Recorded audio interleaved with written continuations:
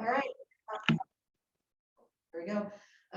Good afternoon again. I got a Michelle. good screen on this, Caroline. That's Got it.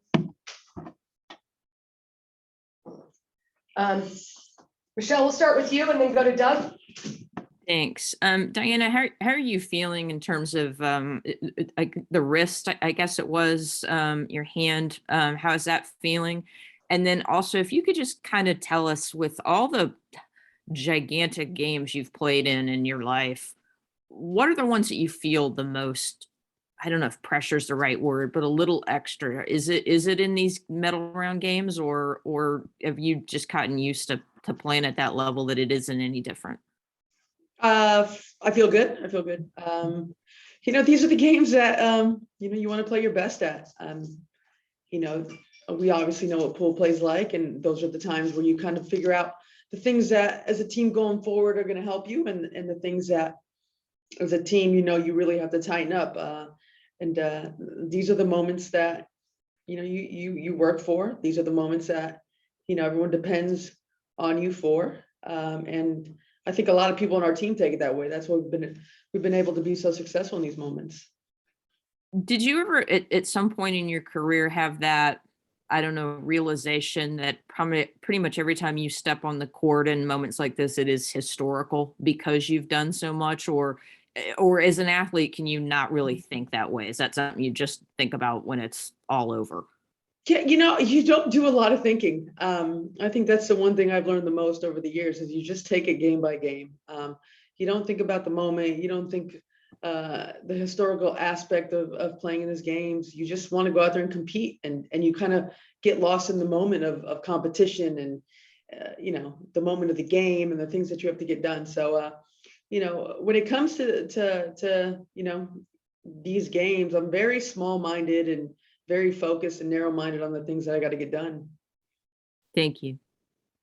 Thank you. Doug Freiberg, you're next. Sorry, Doug, I left you at the altar the other day. I know, seriously. I was like, what the hell? I'll call you. You knew I wasn't coming back the other day. That's right. I understand. Gregor was waiting. Oh, shoot. She'll be back. I take no offense when you blow me off. You're a goat. Along Michelle's question, I mean, I've covered you now for 4 of these Olympics. Do you just flip a switch in these games? I mean, not that you mess around in the pool play, but you tend to, when the games win or go home, to flip that switch and start really turning up your game, or just am I noticing the wrong thing, so to speak?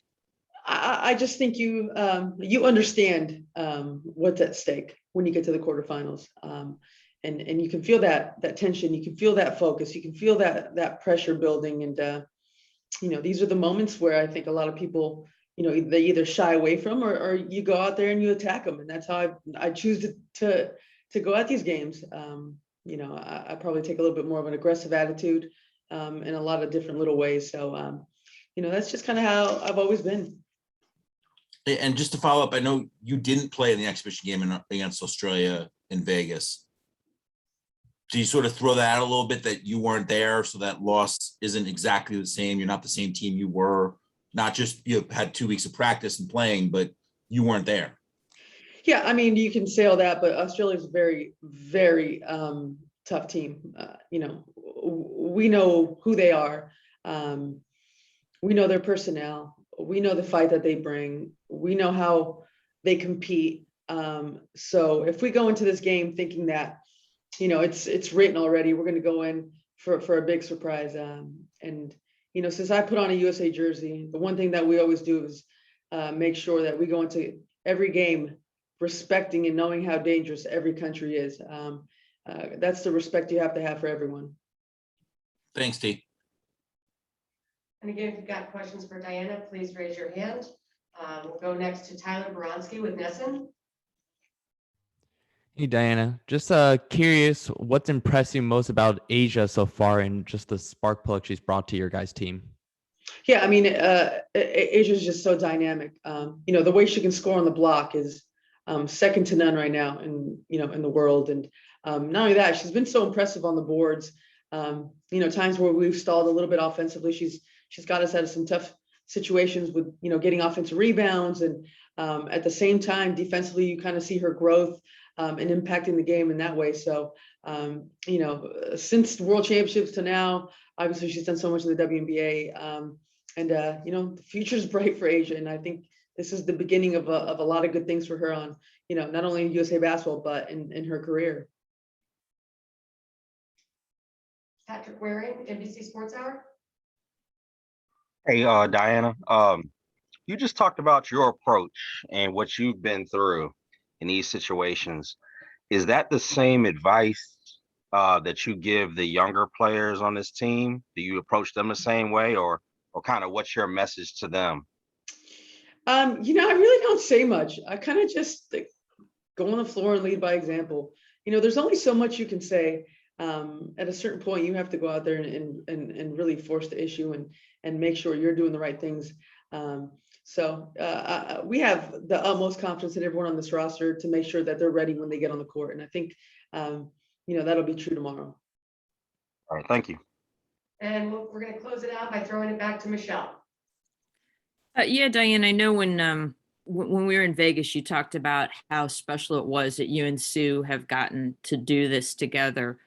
But is there anything you can even think of?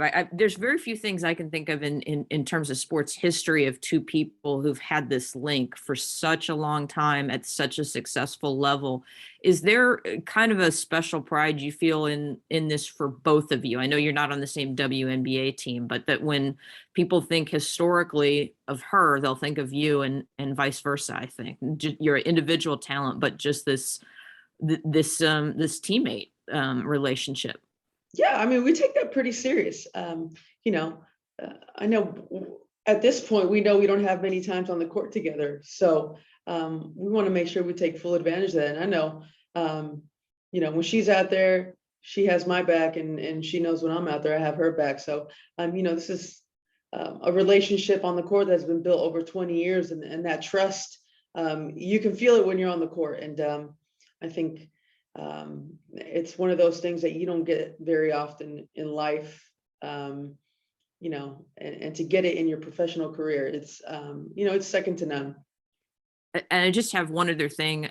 Forgive me for asking, this is a different sport, but you've heard and watched everything that's happened with Simone. She was just able to, you know, compete in balance beam. As somebody at the high level of athletics you have been at for such a long time, how have you like thought about what she's kind of been through and battling through, and how that playing that, I guess you'd say that playing out when somebody's battling something like that on a world stage, what that's like for somebody to have to go through?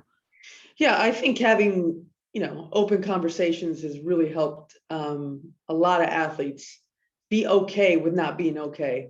And, you know, being a little older, we're more from the generation of just hide it, keep playing, work through it. You know, or now I think there's healthy conversations about, you know, making sure that you're okay, and making sure that's a priority over any sport or any job that you have. And I think that's a wonderful thing for the future. Thank you. Really appreciate it. Thank you very much.